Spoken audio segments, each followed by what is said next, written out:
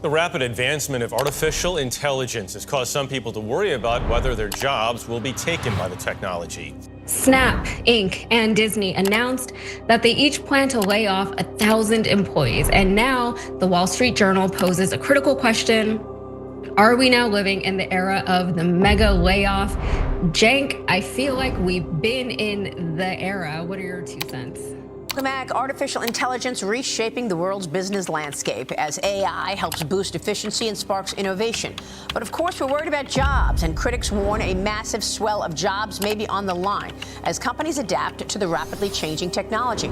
A projected 10.5 million American jobs could be lost to AI by 2030, which makes up roughly 6.1% of all jobs in the United States.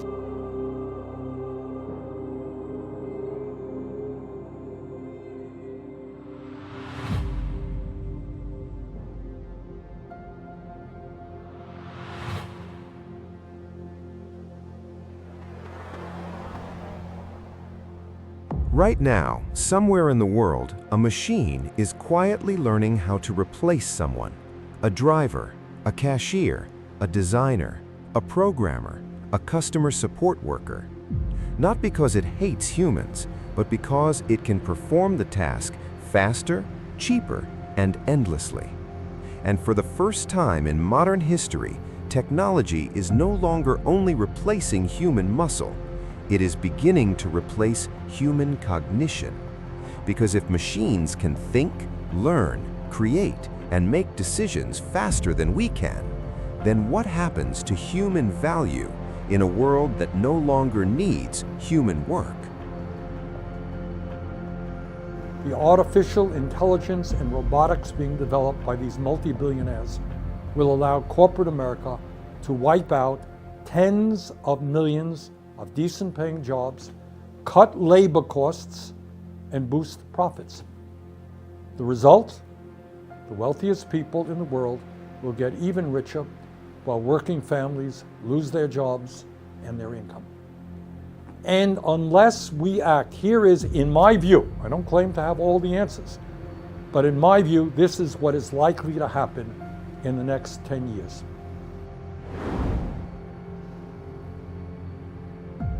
In the next 10 years, machines will do most everything. Is it a machine takeover? No. Machines don't care if you're working Saturday, Sunday. If you have a machine shop operated by machines, you don't need air conditioning for people. You don't need windows and you don't need lights. You don't need insurance. And the machine doesn't goof off, go off to the washroom and smoke. You understand?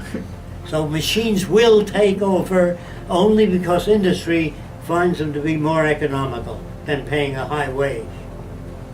Does anybody doesn't know what I'm talking about? So if that continues, which it's working on, which is happening now, people will not have the money to buy things. So that's the end of the money system. The system comes to an end of itself. You don't have to destroy it. You don't need revolution. In time, the system will displace thousands of people. If you don't understand me, you go to a supermarket today, there are new machines they're testing out where you run your card through and you don't need to go through a cashier. They're trying to move people out.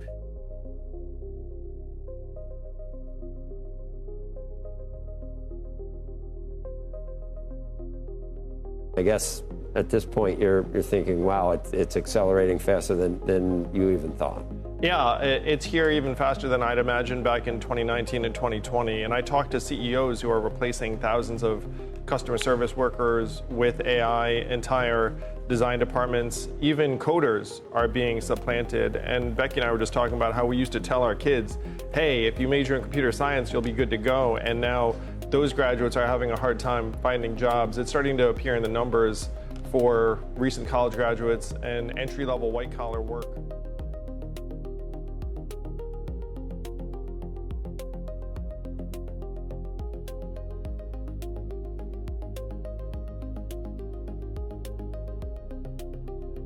The future rarely arrives dramatically.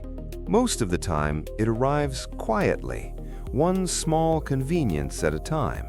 A self-checkout machine appears in a grocery store, An AI chatbot replaces customer support. A warehouse begins operating with fewer workers. An algorithm edits videos, writes marketing campaigns, generates music, builds software, answers emails. At first, these changes feel insignificant, even helpful. But taken together, they reveal something much larger. The modern economy is beginning to automate tasks once believed to require humans. And unlike previous technological revolutions, this one is accelerating globally and simultaneously. Not over centuries, not even over decades, but within years, and possibly faster than society is psychologically prepared for. Previous machines replaced physical effort. The tractor reduced agricultural labor. The assembly line increased industrial output. The computer automated calculations. But today's systems are different.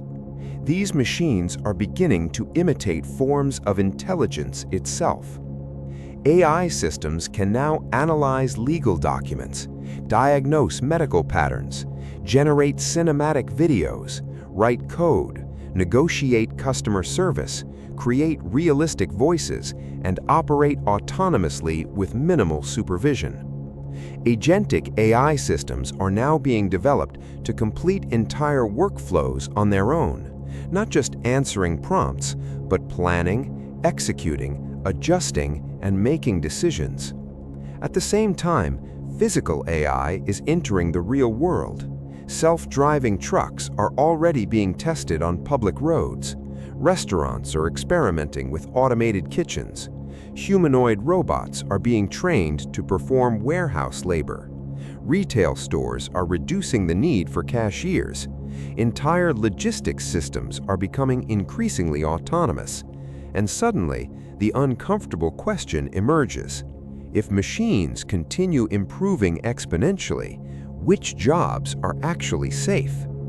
Not only manual labor, not only repetitive tasks, but increasingly white-collar work, creative work, administrative work, analytical work. Even knowledge itself is becoming automated, and this changes the equation entirely. Because modern economic systems were built on the assumption that human intelligence would always remain economically valuable. But what happens when intelligence is no longer limited to humans alone?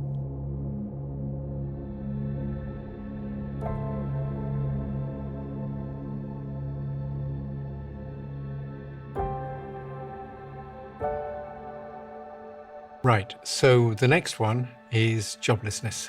Yeah. In the past, new technologies have come in which didn't lead to joblessness. New jobs were created. So the classic example people use is automatic teller machines. When automatic teller machines came in, a lot of bank tellers didn't lose their jobs. They just got to do more interesting things. But here, I think this is more like when they got machines in the Industrial Revolution, and you can't have a job digging ditches now because a machine can dig ditches much better than you can. And I think for mundane intellectual labor, AI is just going to replace everybody.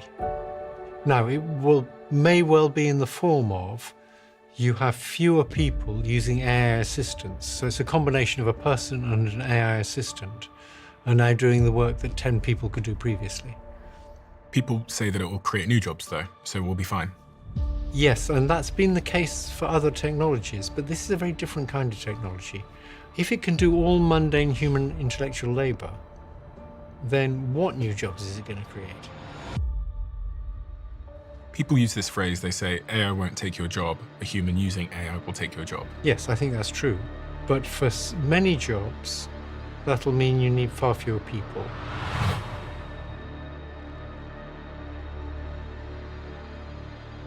Modern civilization operates on a simple assumption. In order to survive, you must economically participate. Food, housing, healthcare, education. Access to life is largely tied to labor, which means work became more than contribution. It became identity. Ask someone who they are, and often they answer with their profession, because modern society conditioned human worth around economic function. Productivity became value, busyness became status, and now, for the first time in modern history, technology is beginning to challenge that foundation directly, not maliciously, not emotionally, simply through capability. And maybe this is the true source of societal anxiety, not merely unemployment, but the possibility that civilization itself may need redesigning. Because if machines eventually perform increasing amounts of labor, what happens to a society where income, stability, and dignity were built around human work? What happens to purpose, to structure, to meaning, to millions of people psychologically conditioned to equate productivity with self-worth? These are not technological questions anymore. They are civilizational questions.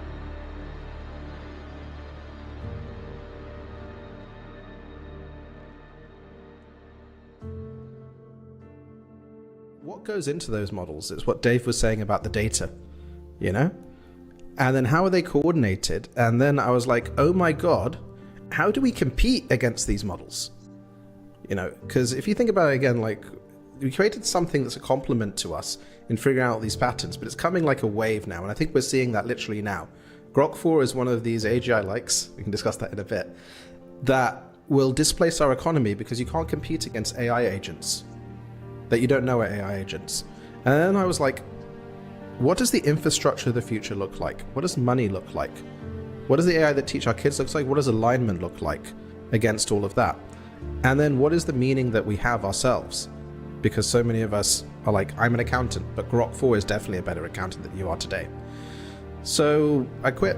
I think we remember during Abundance 360, we were having the discussion. I decided to quit then because I was like, the world is so much bigger last year. And I was like, let's think about the basis of how society works, how humans work, how economics works, and then realize that labor isn't the key driver of productivity anymore.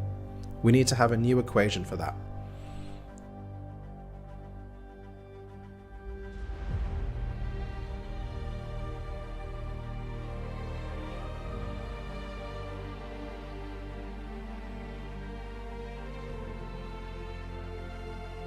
But this is where the conversation becomes more complicated, because technology does not only replace humans, it also amplifies them.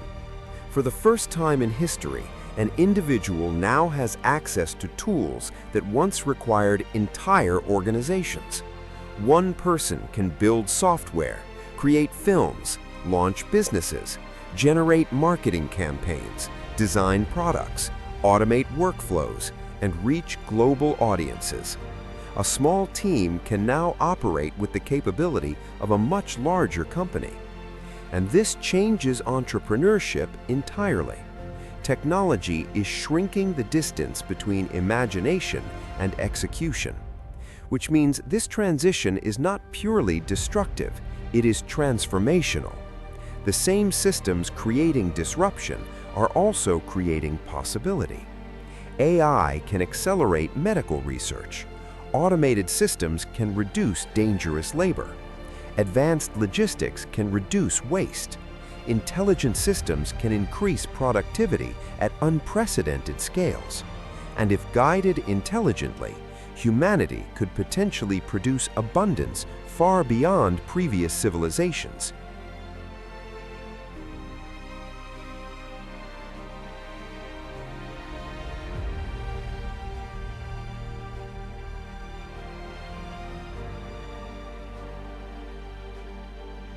Here's a secret that's important.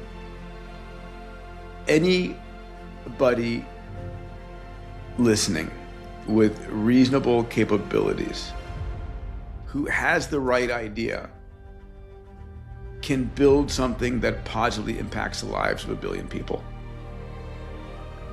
I want to say that again. The power that a single individual has to create something that is extraordinary has never existed at this level before. It's like, if you believe you can or believe you can't, you're right. And I just want people to realize how powerful you are. Whatever you're thinking, think bigger. That's the world we're heading into.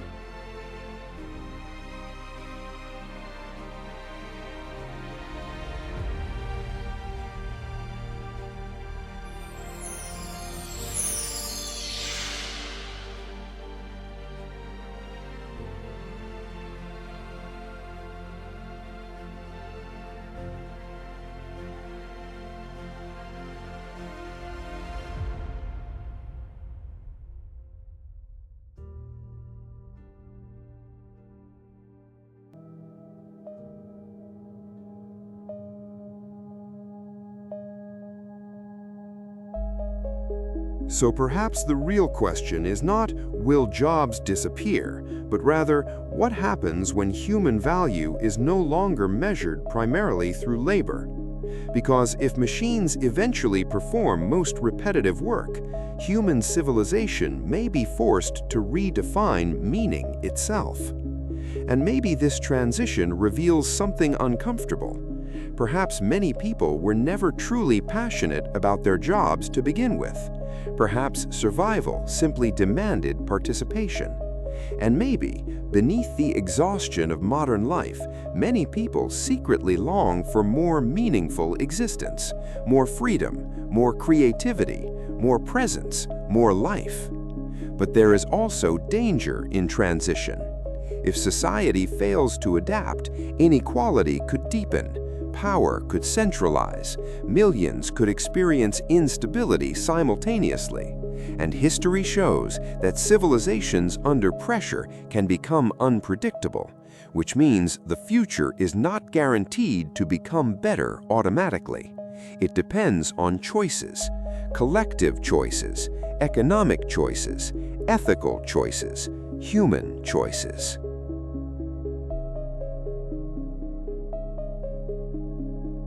Every civilization eventually reaches moments where old systems no longer align with new capabilities, and perhaps humanity is approaching one of those moments now.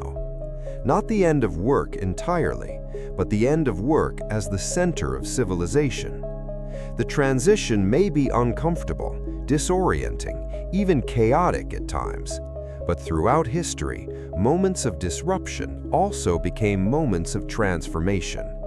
The internet changed communication, electricity changed industry, the printing press changed knowledge, and artificial intelligence may change the relationship between humans and labor itself.